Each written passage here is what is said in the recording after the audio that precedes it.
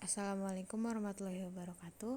Perkenalkan, nama saya Elsalia Mafi dari kelas reguler 4A, Prodi Kesehatan Masyarakat. Pada kesempatan kali ini saya akan mempresentasikan hasil rangkuman saya dari mata kuliah Islam disiplin ilmu kesehatan dengan dosen pengampu Dr. Haji Ahmad Alim LC.MA. Berikut pokok bahasan yang akan saya bahas, yaitu pengantar ide kesehatan, model islamisasi ilmu kesehatan, manusia sehat perspektif Islam, konsep manusia sehat holistik perspektif Islam, ketiga perspektif Islam, promotif, preventif, kuratif, dan rehabilitasi perspektif Islam, kesehatan nutrisi dalam Islam, dan kesehatan individu. Yang pertama, saya akan menjelaskan pengantar ide kesehatan. Islam memiliki pandangan yang lebih spesifik terhadap masalah ilmu. Bahkan kata al-ilmu tertulis berulang kali di dalam Al-Quran. Budaya literasi para ulama juga menulis secara khusus mengenai ilmu. Bahkan Imam Bukhari menulis satu kaidah, ilmu itu harus didahului lebih dahulu daripada beramal sebelum berkata dan beramal. Seorang muslim tidak boleh lepas berucap beramal berdasarkan ilmu, terutama masyarakat akademik harus berpikir berdasarkan ilmu, tidak dengan kebodohan ilmu. Intinya ada dua. Yang pertama disebut ilmu didasar keakuratan atau empiris, hukum sebab akibat. Yang kedua berpikir secara ilmiah, yaitu berpikir berdasarkan khobar yang sodik, membutuhkan informasi dari wahyu yang berdasarkan wahyu yang berasal dari Allah maupun Rasul. Yang kedua, ada model islamisasi ilmu kesehatan. Sehat dalam Islam ada dua istilah, yaitu as-sihah, fisik dan biologis, dan juga al-afiyah, mental atau psikologis. Keduanya dalam kesehatan harus terintegrasi dengan baik. Kesehatan hanya tidak tentang cakup gizi dan istirahatnya saja, tetapi kebersihan jiwanya, kesabaran, kejujuran. Tidak hanya dilihat dari fisik, tetapi batinnya juga perlu diperhatikan. Pengobatan juga harus diiringi oleh doa dan tawakal agar ada nilai Islam di dalamnya. Agar memandang penyakit tidak hanya karena beberapa faktor duniawi, tapi perlu ditekankan kemungkinan disebabkan hubungan dengan Maha Kuasa kurang baik, atau mungkin hubungan dengan manusia kurang baik yang membuat penyakit hati.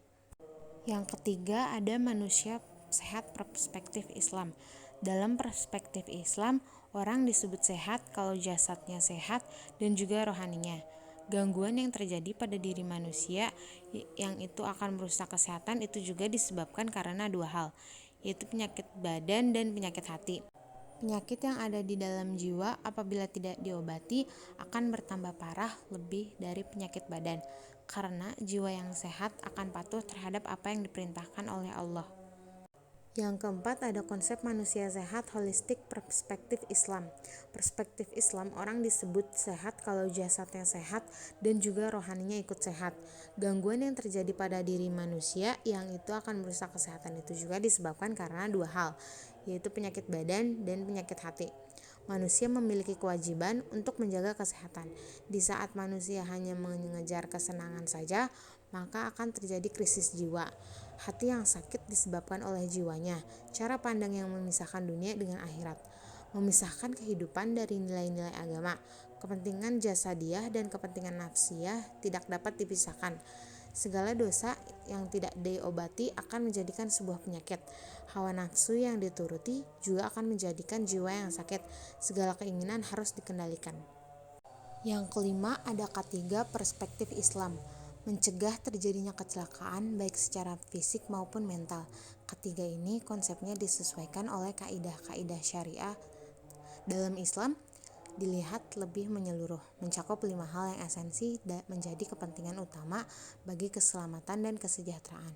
Yang pertama ada menjaga agamanya, yang kedua ada menjaga keselamatan keturunannya, yang ketiga ada menjaga keselamatan nyawanya, yang keempat ada menjaga keselamatan akalnya, dan yang kelima ada menjaga keselamatan hartanya. Perbedaan ketiga dalam perspektif Barat yang hanya memperhatikan menjaga keselamatan, kesejahteraan, dan juga kesehatan fisik. Namun dalam Islam dari segala aspek hingga keturunan jiwa dan raganya, menjaga kemudaratan untuk dirinya dan juga orang lain, sehingga bisa maksimal dalam mengemban amanah saat bekerja. Prinsip lainnya juga yaitu prinsip saling tolong-menolong dalam ketakwaan. Selanjutnya yang keenam ada promotif, preventif, kuratif, dan rehabilitasi perspektif Islam. Yang pertama ada konsep budaya preventif, mencegah segala hal yang mendatangkan bahaya, kerusakan, penyakit lebih didahulukan dibanding upaya yang mendatangkan manfaat. Dalam Islam, segala yang mendatangkan kerusakan harus dihentikan, maka dalam pencegahan penyakit harus didahulukan dibandingkan oleh pengobatan. Yang kedua ada program promotif.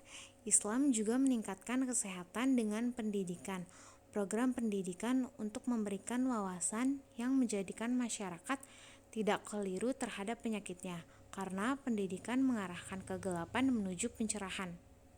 Yang ketiga ada program kuratif, pengobatan yang dapat dilakukan bukan hanya dengan pendekatan empiris tapi juga dengan berdoa, beramal, sedekah sesama manusia merupakan suatu terapi secara mental. Karena penyakit tidak hanya datang dari lingkungan atau pola makan yang buruk, tapi juga hubungan yang buruk dengan Allah. Dan yang terakhir ada program budaya rehabilitatif, pemulihan yang dilakukan bukan hanya raga tapi juga jiwanya, harus dengan secara seimbang, tidak dipisah-pisahkan, menjauhkan hal-hal yang tidak baik bagi raga dan tidak mengikut sertakan kepercayaan-kepercayaan yang tidak berdasar dengan menguatkan iman dan ketakwaan. Materi selanjutnya kesehatan nutrisi dalam Islam. Penting untuk mengkonsumsi makanan minuman yang bergizi serta mempertimbangkan aspeknya halal haram. Dan juga seimbang ya, karena ketika gizi itu udah bagus ya kemudian halal thayyib dan seimbang, insya Allah ini akan membawa kesehatan ya di dalam tubuh kita baik secara lahiriah maupun batiniah. Kepentingan nutrisi dalam Islam harus seimbang dan melihat kehalalan pada makanan tersebut. Makanan yang dikonsumsi tidak berlebih-lebihan, harus sesuai dengan porsinya. Tidak hanya makanan saja tetapi dengan caranya juga harus benar sesuai dengan perspektif Islam dan tidak terlalu kikir pada dirinya. Prinsip dalam Islam yaitu harus seimbang di pertengahan. Yang terakhir ada kesehatan individu. Kesehatan individu itu juga mencakup suci sehingga sehatnya secara lahir dan sekaligus secara batin. Jadi kebersihan jasmani ditunjukkan dengan mensucikan diri dari najis dan hadas. Sedangkan kesucian rohani itu ditunjukkan dengan bersihnya hati dan alam pikiran. Islam adalah agama yang sangat memperhatikan kesehatan individu baik dari kebersihan dan juga kesucian. Islam mencakup kebersihan rohani maupun jasmani. Rohani dengan kebersihan hati dan pikiran, jasmani dilihat dengan mensucikan badan dari najis. Nabi Shallallahu Alaihi Wasallam mengajarkan menjaga kesehatan individu dengan sunah-sunah fitrah. Dalam hadis disebutkan ada 5. Yang pertama ada khitan, untuk menghindari bekas najis tidak mengendap. Yang kedua mencukur bulu kemaluan, untuk terbebas dari najis dan merupakan bagian sunnah dari Nabi. Yang ketiga memotong kuku untuk menghindari pengendapan suatu kotoran yang ada di dalam kuku yang panjang. Yang keempat mencabut bulu ketiak untuk menghindari bau badan. Dan yang terakhir yaitu mencukur kumis untuk menghindari terhalangnya mulut. Sekian presentasi dari saya, kurang lebihnya mohon maaf. Wassalamualaikum warahmatullahi wabarakatuh.